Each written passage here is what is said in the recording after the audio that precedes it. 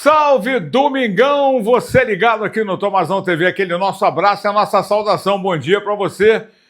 Olha, foi sofrido, vou te falar um negócio, time que quer subir para a Série A não pode jogar e entrar num jogo decisivo como aquele de ontem, diante do Novo Horizontino, e que também luta para subir, está buscando aí a pontuação e o Remo na vantagem, não pode entrar com aquela displicência. Aliás, o Guto vai explicar aqui muito bem o que aconteceu com o Remo ontem.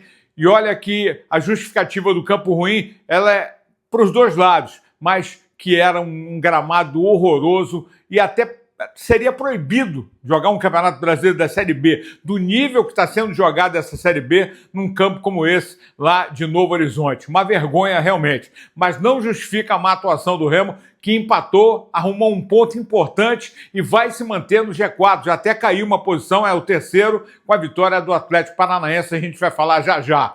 E o Paysandu que hoje, com a dignidade, pela camisa, embora talvez não tenha o estádio com o número de torcedores que deveria, mas o apaixonado torcedor do Paysandu vai estar no estádio torcendo e querendo ver o Paysandu vencer o Curitiba, que é o líder da competição. Aliás, vencer líder era uma especialidade do Paysandu nessa competição. Quem sabe não consegue vencer hoje. Não esquece de assinar o canal. Olha, dá aquela força aí, aciona o sininho para receber as notificações e o like, que é importante para a gente fortalecer o conteúdo.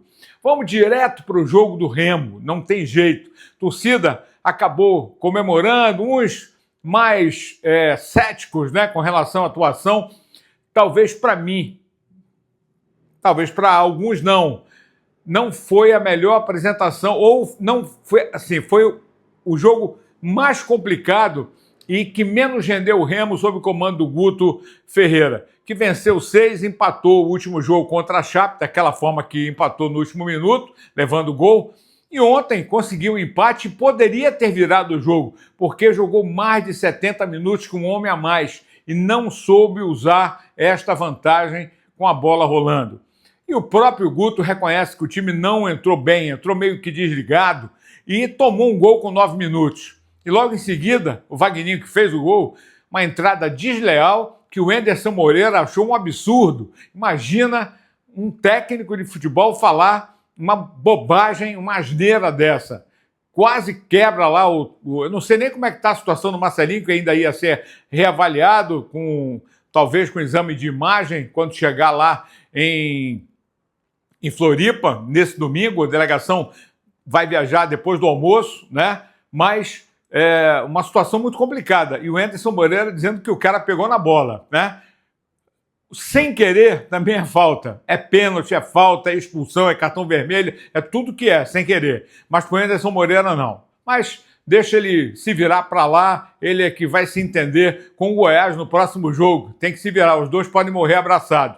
Bom, o Guto Ferreira analisa da seguinte forma esse empate. Talvez justo, sim, por tudo que aconteceu durante o jogo e até a demora na reação do time para tentar achar o seu melhor jogo na partida contra o Novo Horizontino, Guto Ferreira, aqui no Tomazão TV. A resposta, ela não conseguiu ser imediata. A gente tentou, né, de fora ali, mas não conseguiu. Aí, no intervalo, com as mudanças que nós fizemos e os ajustes que nós fizemos, nós conseguimos ir para cima. Mas nós temos um time, jogávamos contra uma equipe que tem como uma das principais forças o contra-ataque como nós. Uma equipe matreira, uma equipe experiente, né? E ele até troca o Luca pelo Robson, que é um cara mais forte no contato, no choque e tal, para dificultar, ele é um pouco mais. E não é fácil entrar num campo,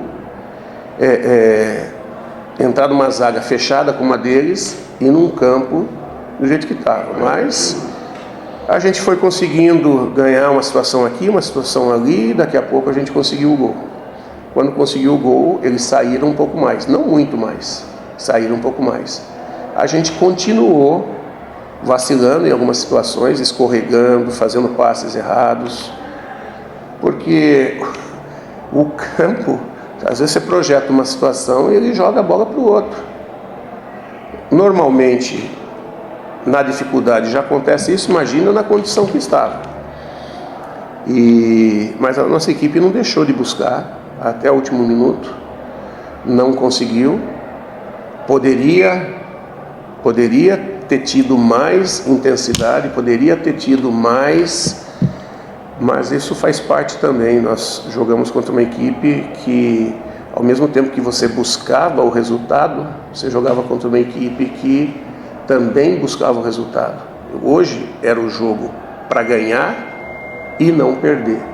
Aí o Guto Ferreira falando conosco, né, depois da coletiva, analisando, né, os aspectos positivos e negativos. Houve uma melhora com as mudanças, principalmente no intervalo. O time subiu de produção, alguns jogadores ficaram devendo. O Jaderson só melhorou depois que foi para a posição dele real, aquela posição de meio, né? Muita gente achando que eu exagerei dizendo assim, o Janderson, mas o Janderson entrou mais ativo no jogo, colocou o Nico do outro lado, o Remo foi muito mais, se movimentou mais, confundiu mais a marcação, e o Natan Pescador não foi melhor do que o Panagiotti, mesmo jogando apenas os 45 minutos finais. Agora, que o Caio Vinícius e o Diego Hernandes fizeram uma falta terrível, fizeram. Agora imagina a dor de cabeça do Guto Ferreira, que perdeu o Marcelinho, provavelmente não deve jogar contra o Avaí, talvez nem jogue mais, dependendo do grau da contusão. E o Pedro Castro, meu Deus do céu, cara, vai ter que inventar alguém para jogar nessa lateral, porque o Nathan Santos já foi embora. Porque o Pedro Castro não tem a mínima condição de jogar com a camisa do Remo. Sinceramente, decepcionante. Agora é pensar no Avaí, que ontem empatou em 2-2 com o Vila Nova, depois de estar perdendo por 2-0. Então, é jogo para o Remo ganhar, não tem jeito. Vai ter que ir para cima. É jogo no próximo sábado, jogando na ressacada, tentando a vitória para chegar contra o Goiás, não precisando, talvez até de um empate para conseguir o acesso. Mas vai ter que vencer o jogo. E o Paysandu hoje em campo, olha, continuamos com aquela história. Está todo mundo calado, ninguém fala. A gente pode falar do time, né? Da provável escalação de um time que vai ser comandado pelo Inácio Neto, que é o interino, e que vai estar à beira do gramado pela primeira vez comandando a equipe bicolor. O Paysandu deve mandar a campo o seguinte time. O jogo começa às 8h30 da noite. Olha o horário ingrato desse Paysandu e Curitiba, não é brincadeira não. Matheus Nogueiras, Luca, Quintana no vídeo e o Heverson. Um desses três aqui, Luca, Quintana no vídeo, talvez o Quintana, talvez o Luca, jogando pela ala direita, mas não com três zagueiros, a não ser que ele solte o Heverson e faça uma composição ali com o Pedro Henrique ou até mesmo com o Anderson Leite pela ala. Pedro Henrique, Carlos Eduardo e Anderson Leite, Marlon, Wendel e o Vini Farias. Esse deve ser o time do Paysandu para o jogo contra o Curitiba. Só lembrando que o apito é do Jonathan Benkenstein Pinheiro, do Rio Grande do Sul, com Michel Stanislau e Thiago Augusto Caps Diel. Também, trio gaúcho, assim como foi o gaúcho, o Rafael Klein no jogo do Remo, hoje o Jonathan Benkenstein Pinheiro, do Rio Grande do Sul, para o apito entre Paysandu e Curitiba. Galera, é mais uma semana de espera, principalmente para o torcedor do Remo. O Leão pode ainda ser o quarto colocado, dependendo do jogo da Chapecoense contra o América Mineiro na segunda-feira, né? Então, é esperar mais um dia para saber qual é a colocação. Se o Remo fica em terceiro ou em quarto, até porque o Atlético Paranaense venceu o Volta Redonda e também rebaixou o Volta Redonda para a Série C em 2026. Domingão esperto para todo mundo. Aquele abraço de coração.